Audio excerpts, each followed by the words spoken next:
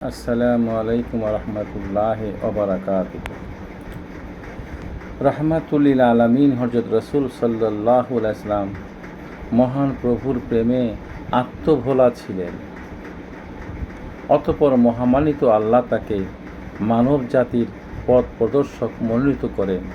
ইরশাদ হচ্ছে, ওয়ালা সাউফা ইউতিকা রাব্বুকা ফতারদা আলম ইয়াজিদকা ইয়াতীমান ফালাওয়া ওয়ারাজাদাকা দাল্লান ফাহাদা ওয়াওয়াজাদাকা আইলান ফাআগনা।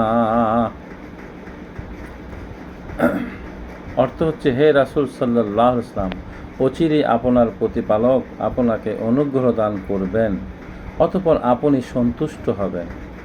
তিনি কি আপনাকে এতিম অবস্থায় পাননি এবং আপনাকে আশ্রয় দেননি?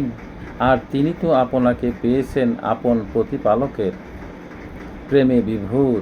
অতঃপর তিনি আপনাকে পথ প্রদর্শন করলেন। তিনি আপনাকে অসহায় অবস্থায় পেয়েছেন, অতঃপর তিনি আপনাকে সম্পদশালী করেছেন।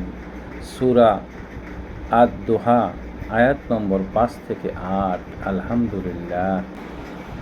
অর্থ আয়াতের ব্যাখ্যায় হযরত রাসূল পাক সাল্লাল্লাহু আলাইহি ওয়াসাল্লাম কি বলেছেন? একবার আমি আমার দাদা হযরত আব্দুল মুত্তালিবের নিকট থেকে হারিয়ে গেলাম।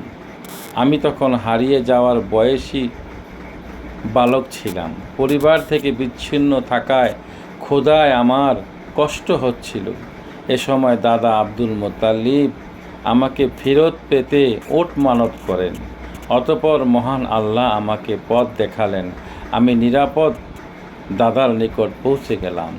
আলহামদুলিল্লাহ। আমি এই আয়াতের হাদিস সম্বন্ধে শুনলাম।